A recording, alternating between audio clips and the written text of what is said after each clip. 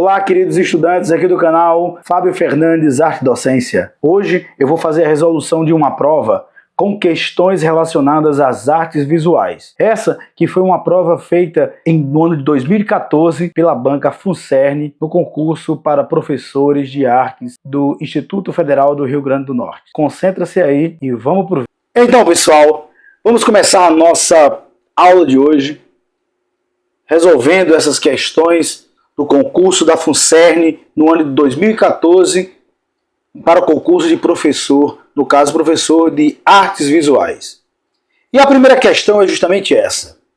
Em uma sociedade como a nossa, que usa cada vez mais imagens, seja ela audiovisual ou não, esteja essa imagem presente na televisão, na publicidade, no cinema, nas propagandas políticas, nos jornais, revistas, livros escolares, etc. Faz-se importante nos alfabetizarmos visualmente e audiovisualmente, para interagirmos e compreendermos o mundo em que vivemos. Dessa forma, o conceito de alfabetização audiovisual diz respeito a, letra A, a decodificação dos elementos visuais e sonoros de um vídeo, ao desenvolvimento da capacidade de ler uma imagem em movimento e com áudio. C. A expressão humana por meio de recursos audiovisuais. E D. A visão da realidade construída e mediada pelas tecnologias e reprodução de imagens. A princípio se torna uma questão complexa, um pouco até contraditória e um pouco confusa em alguns momentos. Mas entenda que a questão está tentando mostrar justamente que as propagandas, os jornais, as revistas, os livros, que são meios de comunicação audiovisuais ou apenas visuais, que têm também signos, não somente imagéticos, mas também signos verbais, ela nos ensina a ler. E a única questão que diz que esse conceito de alfabetização audiovisual diz respeito justamente a desenvolvimento da capacidade de ler uma imagem em movimento. A letra C fala que a expressão humana por meio de recursos audiovisuais. Tudo bem, a expressão humana de criar pode ser do criador, mas a gente fala de alfabetização visual. E essa questão da alfabetização vem justamente do processo de aprender a ler. Então, todavia, entretanto, a questão correta seria a letra B, na qual fala que o desenvolvimento da capacidade de ler é algo que os meios audiovisuais eles estão propondo justamente nesse momento. A próxima questão que a FUNCERN trouxe é justamente essa. Uma alteração irreversível na produção artística atual. A palavra irreversível aparece dizendo que, obviamente, a gente não tem como voltar atrás. E ela aborda a seguinte temática. Devido aos avanços tecnológicos industrial e da criação de novas linguagens, é a reprodutividade da imagem. É considerado uma consequência dessa realidade a ruptura, veja só as palavras que você pode utilizar como palavras-chave. Ruptura de uma prática artística fundamentada na valorização da obra única e original. Letra B. Reiteração da individualidade da obra diante da possibilidade de cópia. C. Criação progressiva de coletivos artísticos que debatem a atribuição da autoria. E D. Restauração da compreensão e individualidade da criação artística.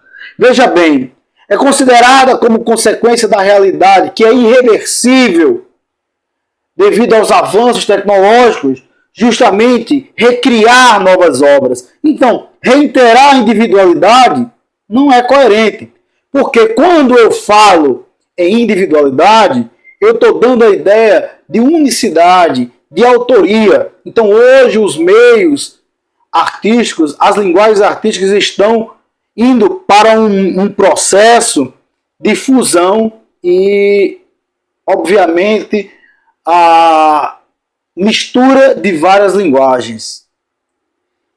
Letra C. Criação progressiva de coletivos artísticos que debatem a atribuição da autoria. A gente não está falando de autores, de obras únicas. Então, atribuição da autoria, eu estou dizendo que um artista ele fez aquela obra.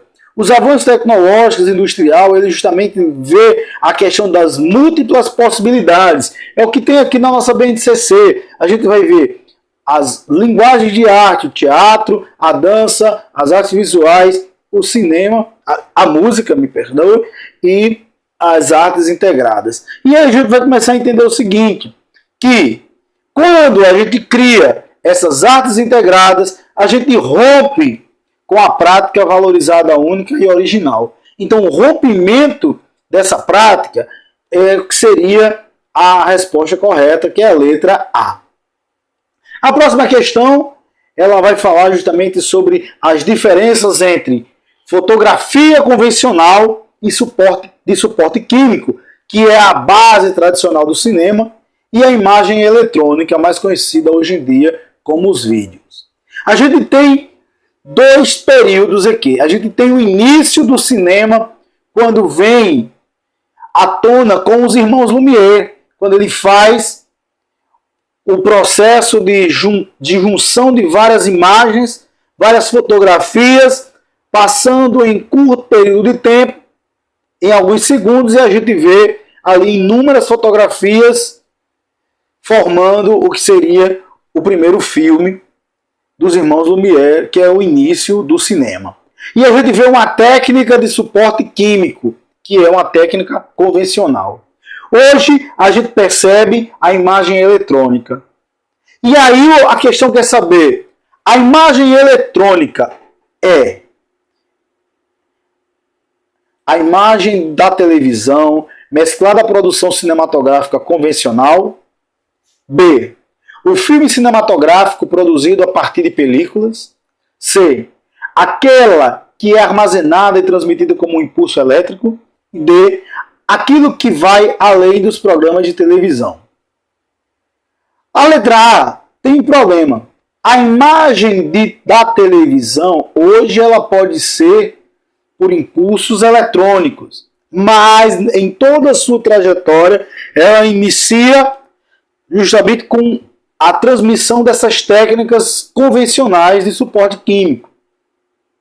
E aí, quando a gente fala produção cinematográfica convencional, eu estou falando aqui do que justamente a questão não quer. A questão quer saber justamente sobre a imagem eletrônica. Então, de cara, eu já risco a letra A. Letra B. O filme cinematográfico produzido em películas. Não.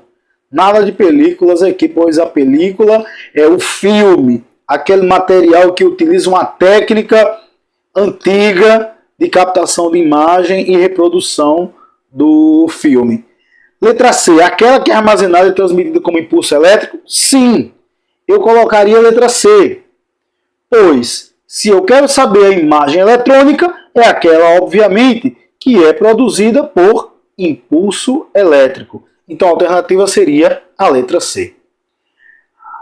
A próxima questão é justamente essa. Para o processo de aprendizagem artístico-estético, alguns estudos se tornaram clássicos para apreciação ou crítica de arte. O elaborador da questão ele está querendo saber justamente como é que se dá essa aprendizagem artístico-estético. E como é que se torna essa apreciação ou crítica da arte. Apontando algumas categorias técnicas e conceituais como pressupostos metodológicos. Uns desses estudos apontam que, para se ter uma identificação e, consequentemente, uma compreensão clara da obra de arte, a pessoa deve exercitar sua atenção através dos seguintes eixos. Letra A, interpretação, análise, reflexão, descrição, e o resto é formalismo, expressionismo e instrumentalismo. Todos seguem na mesma ordem. Letra B, primeiro, descrição, análise, interpretação, julgamento. C. Análise, interpretação, julgamento, apreciação, formalismo. D. Descrição, interpretação, julgamento, análise. Vamos entender o seguinte. Eu recebo uma obra de arte e primeiro eu tenho que descrever. O processo de descrever é a descrição da obra de arte. Então, de cara, eu já elimino a letra A e a letra C. Eu não posso. Por que C? Porque eu não posso analisar algo, primeiramente, sem entender o que está ali. Sem que alguém me descreva o que eu estou vendo. Primeiramente, vem a descrição. Até agora, a letra B e a letra D está ok. Depois que eu descrevo a obra, eu vou fazer a minha análise. E aí, eu analisei. Primeiro, eu descrevo, depois eu analiso. Depois que eu analisar, eu vou interpretar, que aí entra a interpretação singular. Posteriormente a isso, eu vou julgar a obra de arte. Julgar aquilo que eu pude, através de uma descrição, analisar, interpretar e aí fazer esse julgamento. A alternativa correta seria a letra B, que é descrição, análise, interpretação, julgamento, formalismo, expressionismo e instrumentalismo. A próxima questão, ela vai fazer justamente essa questão da cor, tá bom? Vamos entender o processo de edição de técnicas audiovisuais. Mas dentro desse audiovisual eu tenho o elemento cor. E ele quer saber justamente o que representa esse elemento cor. Das opções a seguir, indique o que apresenta conceitos ou características especificamente relacionadas à cor. Letra A, saturação. Peraí, calma. Vi uma coisa. Eu vi que todas elas têm saturação na primeira, então todas estão coerentes. Brilho relativo, textura, direção e tom. Vamos lá. Direção não tem nada a ver com cor e textura também não. Então a gente já elimina a letra A. Letra B, saturação, ok. Croma, ok. Matisma de matizador, ok. Primárias, brilho relativo, ok. Mas vamos ver a C e a D. Saturação, ok. Complementares, monocromia, linha. Linha não tem nada a ver com cor. Eu elimino a letra C.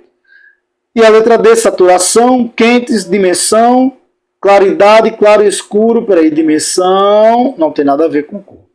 Então, a alternativa correta é a letra B de bola, que eu vou entender que a saturação, a croma, que é justamente a questão da cromia, da cor, a matiz, que é o matizador, que é a questão da luz, do brilho, as cores primárias, que são relativas às primeiras cores que não são formadas por outras, e o brilho relativo, que depende da questão da iluminação.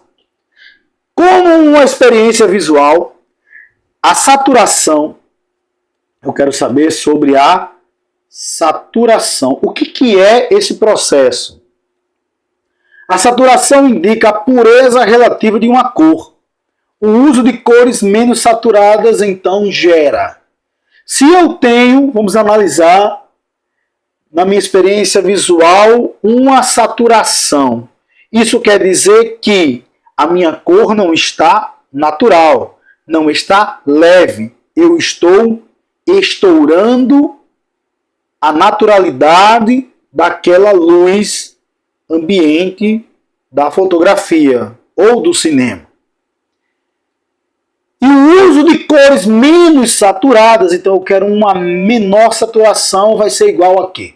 Letra A, variação de claro e escuro e das graduações tonais. Letra B, percepção e vibrante intensidade da cor. C, agudeza e contraste entre as complementares. E letra D, sensação de neutralidade cromática e repouso. Vamos lá. Por que não seria A? Porque se eu vou variar o claro e o escuro, obviamente que eu vou fazer uma gradação de cores. Se eu vou variar o claro e o escuro, eu vou tirar justamente a naturalidade daquela cor. Letra B, percepção de vibrante intensidade. Não, se está intensa, se está vibrando, está intenso, eu obviamente vou o quê? Vou ter uma cor saturada. Então essa luz não pode estar dentro da cromia tranquila. C, agudez. Agudez quer dizer que é aquela coisa que incomoda o olhar, é aquela luz muito intensa, aguda, agudez de contraste entre as complementares. Não, não. Então vai sobrar aqui a letra D, que é sensação de neutralidade cromática e repouso. A gente pode entender o seguinte, veja bem, trouxe esse exemplo para vocês verem, que é justamente o exemplo da saturação. A gente tem aqui a primeira saturação a menos 80, temos aqui a saturação normal e a super saturada. A questão justamente quer saber isso. Se a menos saturada, como é que gera? Justamente isso aqui, ó. Uma sensação de neutralidade cromática e repouso, tranquilidade, noite, tá bom? Uma cor fria. A próxima questão, ela é bem específica, porque ela vai justamente falar de outro elemento visual que não é relativo à cor. Ela vai ser justamente relativo à questão das linhas, das formas geométricas, que é um elemento muito importante também dentro da análise dos elementos visuais. Em artes visuais, as formas geométricas básicas, aí ele está justamente falando sobre três formas geométricas: o quadrado, o círculo, o triângulo, equilátero. Aproximam-se do elemento direção. Aí a gente vai ver onde se expande a direção dessas linhas que estão presentes aí nessas formas. E aí ele quer saber justamente, respectivamente, as direções que influenciam diretamente o processo de criação e percepção da imagem são respectivamente. Então eu quero saber o quadrado e o círculo e o triângulo. Vamos entender aqui agora. A reta e diagonal. Vamos lá. Reta, tudo bem, isso é uma linha reta, isso daqui é outra linha reta.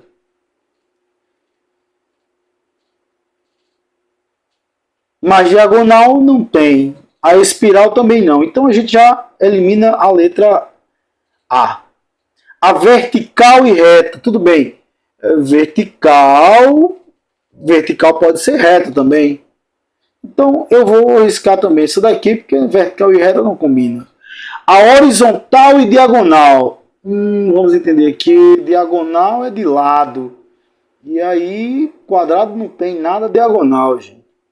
Então, a gente seguindo a lógica, a gente vai entender o seguinte. A horizontal, que é essa daqui. A vertical. A outra, depois da vírgula, a curva, que eu estou diminuindo o círculo. Eu vou fazer curva. E a diagonal, que é essa daqui, no qual eu vou fazer uma reta diagonal. Não está muito interessante não, mas enfim, o que importa é vocês entenderem o contexto. Então a letra correta, que segue justamente a direção dessas linhas, é a alternativa D de dado. A próxima fala sobre a história da arte comumente prioriza a presença masculina. Então, a prioridade da presença masculina. Isso não é somente nas artes visuais. A gente vai entender que no teatro também a presença masculina sempre foi imponente desde a sua origem. A gente vai ver que também nas outras formas de arte, inclusive na pintura, o que vai se destacar, a gente pode ver, por exemplo, no Renascimento, quem vai se destacar geralmente são os homens. Então é mais ou menos isso que a questão está dizendo. A história da arte comumente prioriza a presença masculina, isso é fato. E omite a contribuição da mulher artista, suprimindo, ou seja, escondendo, negando historicamente a participação feminina nos processos de criação. Obviamente que essa questão de cara já está falando sobre a questão do homem, do masculino está dentro dos processos de criação e o peso que a mulher tem muito menor durante esse processo histórico da arte. Tá? Então, a gente diz assim, tal situação reforçada em decorrência de as obras centralizarem os registros em torno de produção ocidental, individual, androcêntrica e elitista. Vamos de baixo para cima? Das permanências, descontinuidades e mudanças na forma da representação da mulher ao longo da história. Gente, eu já vou riscar isso daqui porque não há permanência alguma. A mulher nunca permaneceu nesse lugar de fala que ela hoje ela está ganhando esse espaço. Tá? Então, letra D não há possibilidade de ser letra D.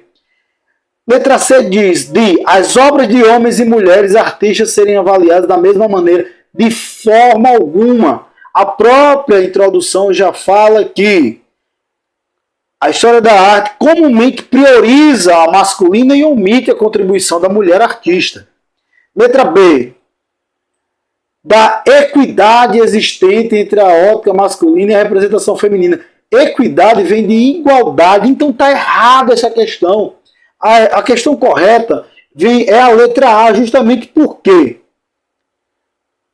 Porque a gente vê aqui essa palavra androcênica, que eu fiz questão até de trazer o que significa o seu conceito. Que o androcentrismo ele está no fato de assumir o papel masculino como único modelo de representação coletiva. Então, é sim androcênico. E aí eu trouxe outra questão ainda mais importante, que é a questão elitista, que se refere a uma superioridade de uma elite. E aí, seja ela social, econômica, intelectual ou cultural. Então, as elites não consumiam obras femininas ou colocavam a mulher no mesmo pedestal masculino. Então, a alternativa correta é a letra A. E para finalizar, eu vou trazer a ideia do conceito de poética. Poética em artes visuais compreende o quê? Letra A. A fundamentação teórica e os procedimentos técnicos adotados para a criação de obras de artes visuais. A linguagem usada, letra B, para fins estéticos, fundamentada na subjetividade em que cria e ou aprecia o resultado dessa criação. Letra C, o conjunto de imagens sonoras, visuais e cênicas ilustrativas do estilo coletivo e característico de um período artístico. E letra D, o julgamento e a percepção do que se é considerado belo, a produção das emoções e fenômenos estéticos, bem como as diferentes formas de técnicas artísticas. Vamos entender o que significa essa ideia da poética. A poética, a poesis, ela vem justamente na questão de ressignificação, de um olhar diferenciado, daquele olhar que somente os objetos artísticos conseguem compreender. E dentro dessas questões que são relativamente complexas, a gente vê uma palavra-chave, que foi a palavra que me fez justamente entender a questão. A palavra subjetividade. Então, a poética em artes visuais compreende justamente fins estéticos fundamentados na subjetividade.